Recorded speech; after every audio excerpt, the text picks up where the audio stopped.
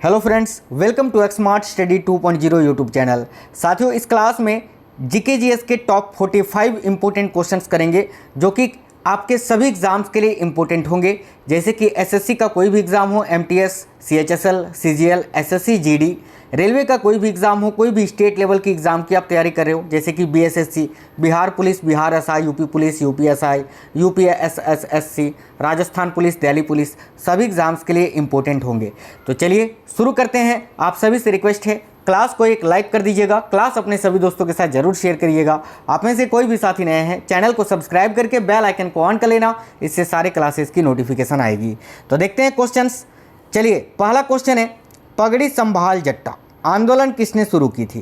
तो ध्यान से देखिएगा, काफ़ी इंपॉर्टेंट क्वेश्चंस जो हैं आपको आज के इस क्लास में करवाने वाले हैं और आपको शुरू से लेकर अंत तक हर एक क्वेश्चन को देखना है बिना स्किप किए हुए, क्योंकि स्किप कर दोगे और वही क्वेश्चन अगर पेपर में पूछ ले तो फिर आप फंस जाओगे। तो ध्यान से देखिए, पगड़ी संभाल जट्टा आंदोलन किसने शुरू किया था? राइट है सरदार अजीत सिंह जी ने। करेक्ट आएगा ऑप्शन नंबर डी, सरदार अजीत सिंह। अगला, महाराष्ट्र में लोकसभा सीटों की संख्या कितनी है? तो देखिए, महाराष्ट्र में लोकसभा की कुल कितने सीटें हैं? याद रखिएगा 48। साथियों, जनसंख्या की दृष्टि से महाराष्ट्र भारत का दूसरा सबसे बड़ा राज्य है।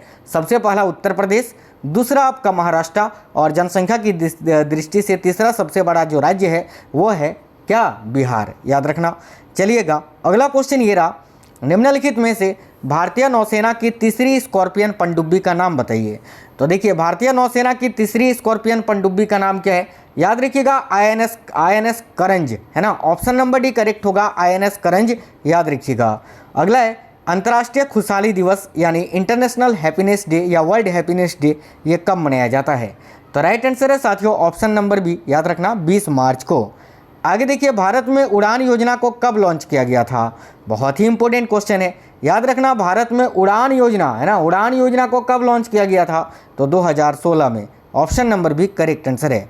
अगला है, किस मुगल शासक के सेनापति में सर्वाधिक हिंदू सेना थे? तो देखिएगा, किस मुगल शासक के सेनापति में सर्वाधिक हिंदू सेना थे? तो याद रखिएगा सभी साथी, बहुत ही इंपॉर्टेंट क्वेश्चन है, बिल्कुल किसके समय में? औरंगजेब के समय में। तो इस क्वेश्चन का राइट आंसर हो जाएगा साथियों ऑप्शन नंबर डी, औरंगजेब। आपको याद रखना है, औरंगजेब के समय में। चलिए आगे देखिएगा, नेक्स्ट क्वेश्चन है, अलकनंदा और भागीरथी का संगम कहाँ पर होता है? तो देखिए, अलकनंदा नदी और भागीरथी का संगम स्थान या संगम स्थल, है ना। तो याद रखिएगा साथियों, देखिए अलकनंदा और भागीरथी नदी का संगम किस स्थान पर होता है? तो याद रखना देवप्रयाग में। देवप्रयाग जो कि उत्तराखंड में स्थित है, उत्तराखंड देवप्रयाग में। ठीक है, आगे देखिएगा, नेक्स्ट क्वेश्चन है, ये रहा स्क्रीन पर।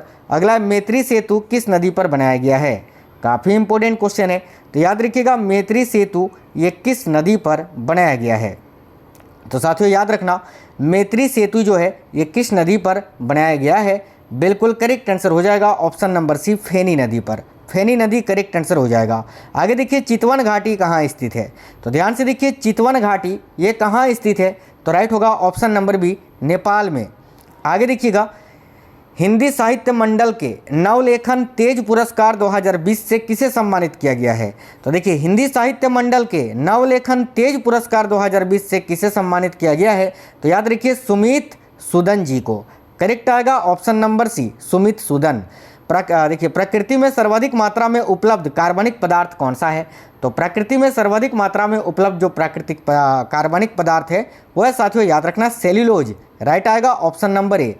देखिए, सेंट्रल ड्रग रिसर्च सेंटर यानी केंद्रीय औषधि अनुसंधान संगठन या संस्थान, ये कहाँ स्थित है? तो राइट है ऑप्शन नंबर ए, लखनऊ में।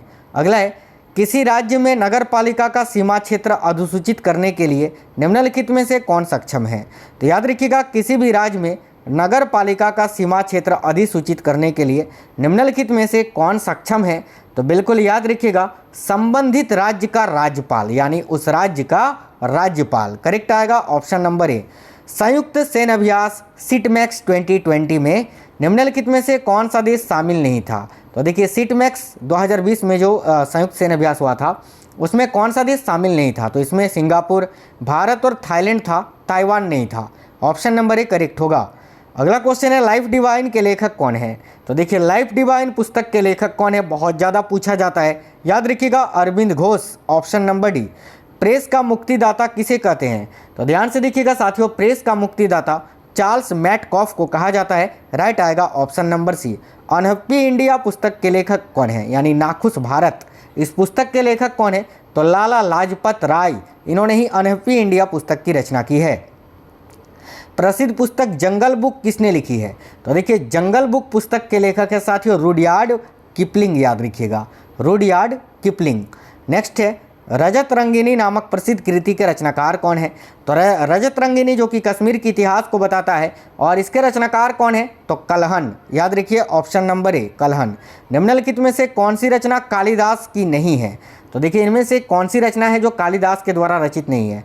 तो रघुवंशम, कुमार संभवम और अभिज्ञान शकुंतलम, ये तीनों कालिदास की रचना है, लेकिन मुद्रा राक्षस की नहीं। मुद्रा राक्षस के लेखक है साथियों विशाखा दत्त, है ना। Option number C right answer होगा। अगला क्वेश्चन है, भारत ने किस देश को 1000 करोड़ रुपए का गश्ती पोत PS जोरोस्टर उपहार में दिया है?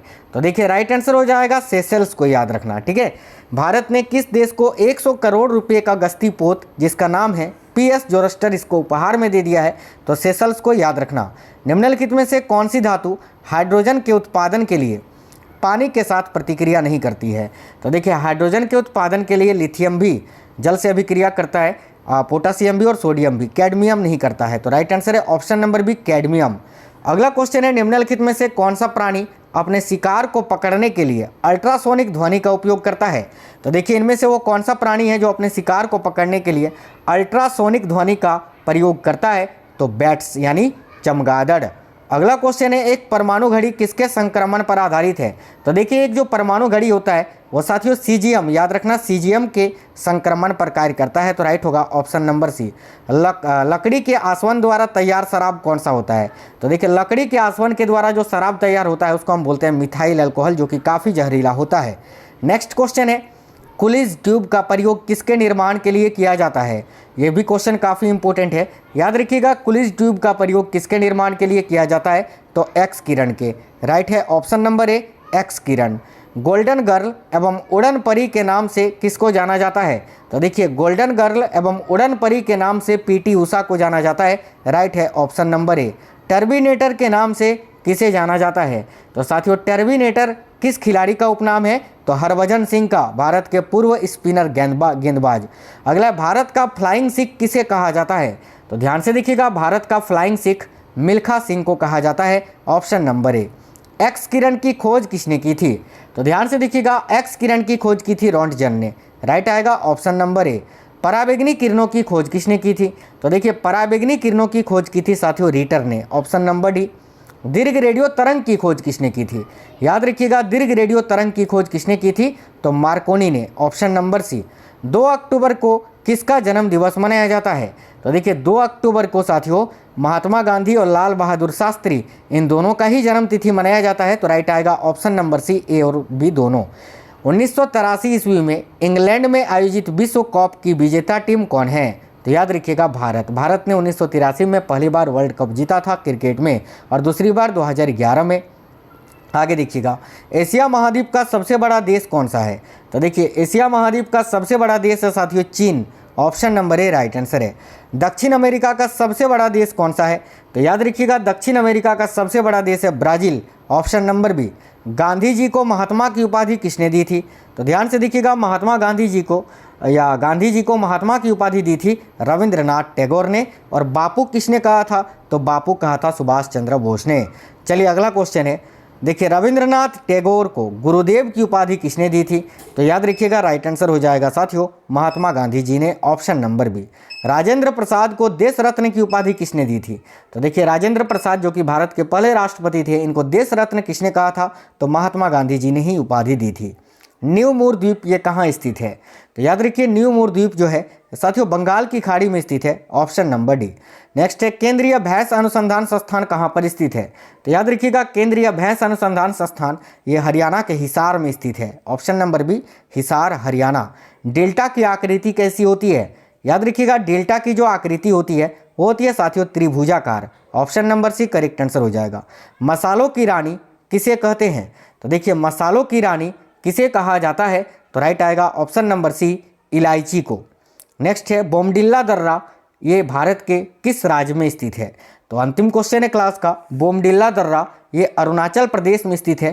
तो राइट है option number D, Arunachal Pradesh. तो साथियों थैंक्स फॉर वॉचिंग। आप लोग सभी साथी क्लास को एक लाइक और शेयर कर दीजिएगा और कमेंट बॉक्स में कमेंट करके बताना आपको आज का ये क्लास कैसा लगा है। तो मिलेंगे आपसे नेक्स्ट क्लास में, तब तक स्वस्थ रहें। जय हिंद सभी को, वंदे मातरम।